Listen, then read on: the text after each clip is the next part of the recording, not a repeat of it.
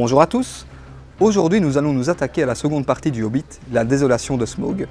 Toujours réalisé par Peter Jackson, toujours avec le même bon casting, mais aussi avec de nouveaux acteurs. Après un an d'attente, nous retrouvons la compagnie de Thorin ainsi que de Bilbo pour de nouvelles aventures. Alors qu'ils sont presque arrivés aux portes d'Erebor, nos amis vont devoir affronter bien des dangers. Entre les araignées géantes, la rencontre avec Beor, Azog toujours à leur trousse et les elfes sylvestres, Bilbo et ses amis n'auront pas une minute de répit.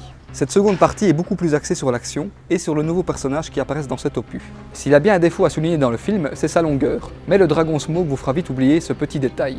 Comme j'en viens à parler du dragon, je tiens à dire que Smaug est le dragon le plus impressionnant et charismatique de toute l'histoire du cinéma. À lui seul, il balaye tous les autres dragons que vous aurez pu voir jusqu'à présent.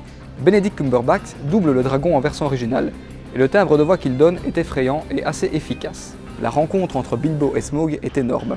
Les séquences et les dialogues et la mise en situation sont juste parfaits. Peter Jackson prend une petite liberté par rapport au bouquin, ce qui pourrait faire crier les puristes au scandale, mais en soi ce n'est pas dérangeant, car ça permet de développer plus son univers, ses personnages et d'apprécier plus le film. C'est avec plaisir que l'on retrouve nos nains, auxquels on va s'attacher un peu plus que dans le premier, mais aussi Bilbo, qu'on voit sous un nouveau jour.